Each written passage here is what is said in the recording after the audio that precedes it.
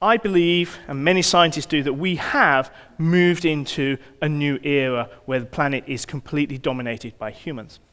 Now this is beauty, okay? This is 200 to 300 years of scientific endeavor. It is the geological time scale. It defines the whole of Earth history from 4.5 billion years ago, and it is split up into different periods. You may recognize them: the Jurassic, the Cretaceous, the Triassic. You can see those big blocks of time. And those blocks of time are split up by periods of revolution where things have really changed. The one that many of us know, which is at the top of the Mesozoic there, at the top of the Cretaceous, is 66 million years ago. A meteorite hit Mexico and killed off the dinosaurs.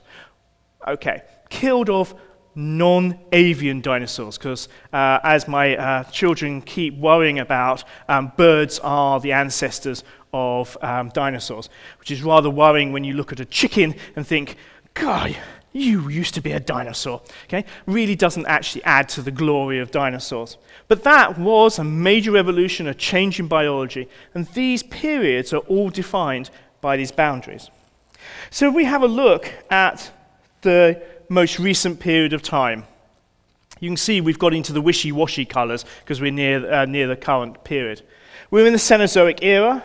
We're in the Quaternary period, defined by the great ice ages that started 2.5 million years ago.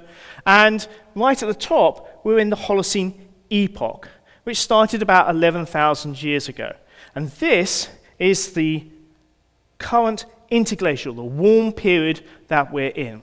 So we look at the last 20,000 years. We start off on the left-hand side. We have an ice age with very cold temperatures, with ice sheets 3 kilometers thick, sitting over Chicago. Okay? Huge Laurentide ice sheet on North America. We then have this dramatic warming that occurs through from 15,000 years and ends about 11,000 years ago. And then we have this relatively stable and warm period in which humans have flourished. And that's the current definition of this epoch or geological period. So I'm going to question that and say, well, hang on. Are things as we expect?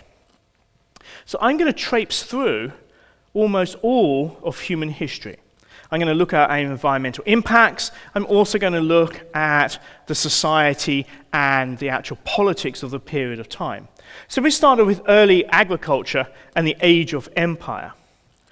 At the last interglacial, so the last deglaciation, when the ice retreated, suddenly around the world, in 4 different places, agriculture started. Domestication of crops and livestock occurred independently, both in Africa, the Middle East, over in China, and in the Americas. Now, this was a huge revolution because it meant that the hunter-gatherers could then actually stay in one location, producing food and becoming settled. Massive revolution. But Bill Rudiman, professor at Columbia University and then Virginia, he noticed something interesting about the climate records. So if we look at the ice core records, so these are bubbles that are trapped in the ice cores that are drilled in Antarctica and Greenland, you can go back through history and look at the changes in the greenhouse gases, carbon dioxide and methane. And you see that for most periods of time, and that's the blue line, you start with a warm period, and then slowly the methane and the CO2 drop, and then you go into the next ice age. Okay? About 10,000 years, and then we go into the next ice age.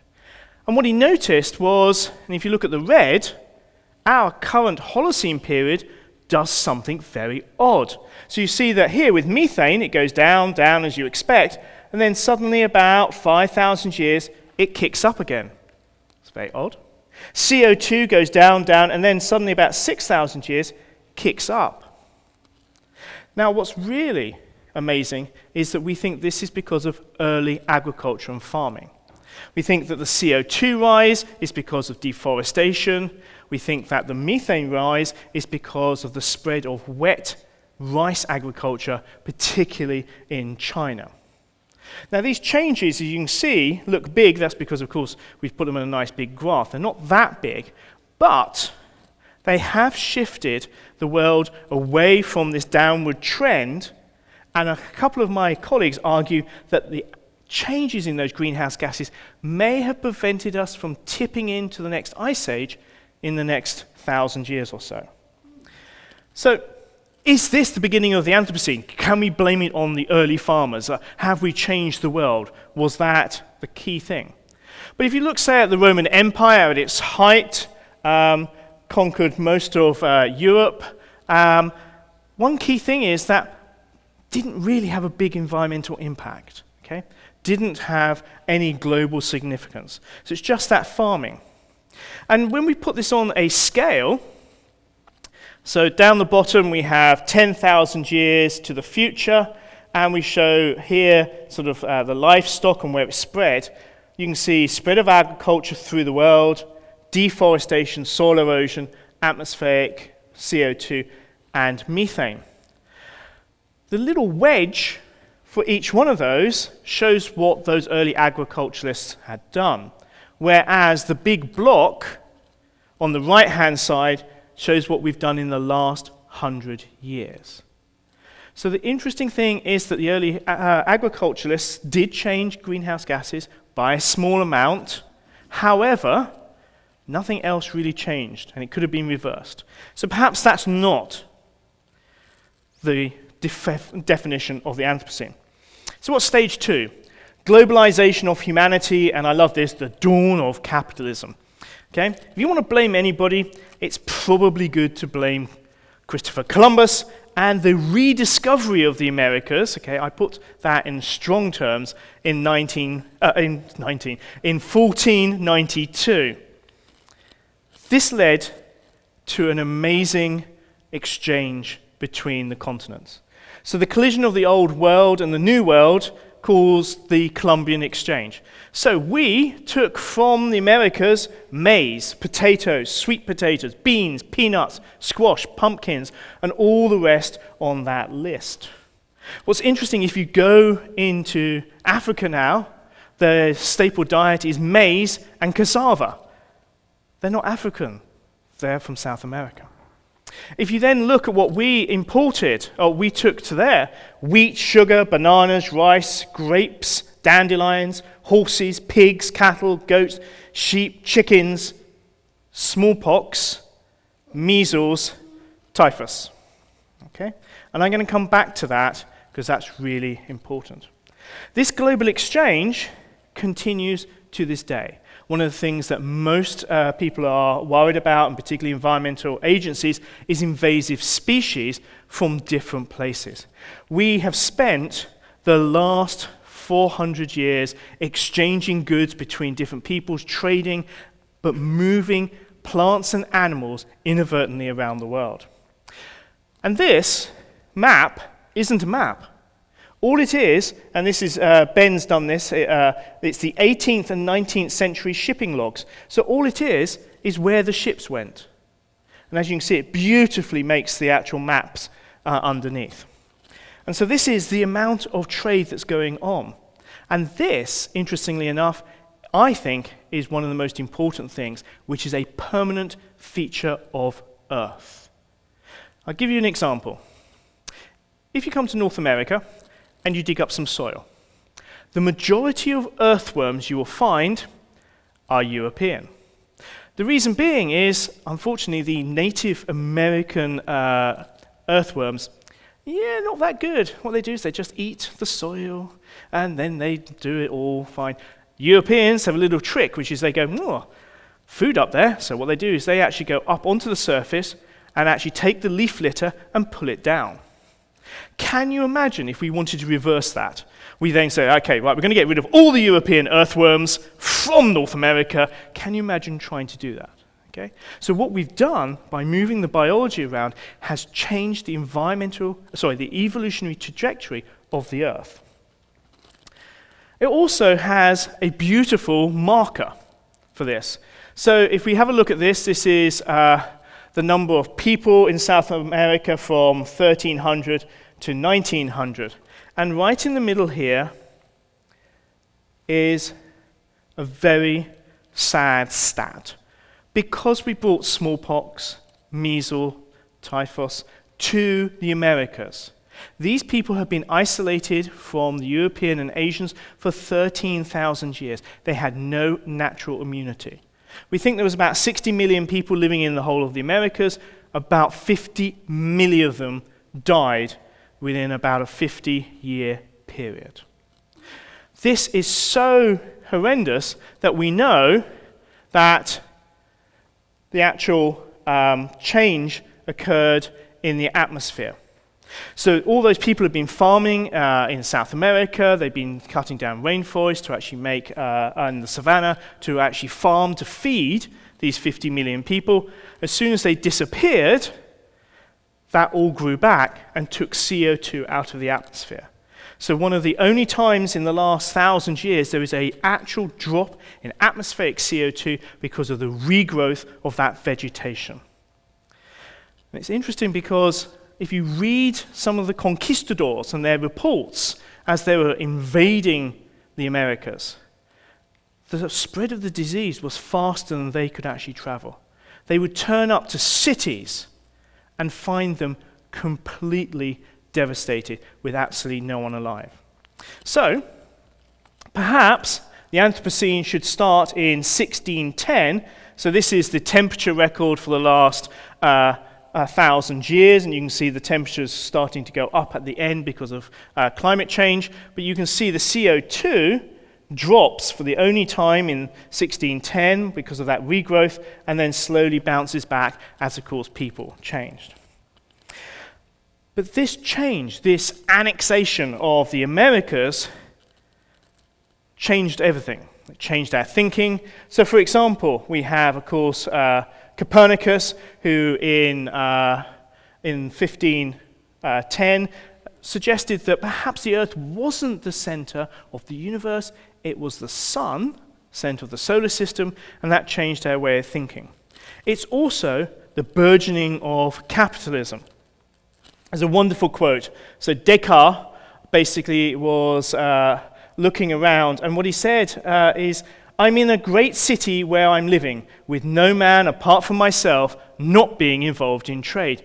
Everyone is so intent on his profits that I could spend my whole life without being seen by anyone." Okay? I mean, this is in the 17th century, okay? Not a lot's changed, as far as I can tell. Okay. So the Industrial Revolution is the next stage, 3, from the 1800s.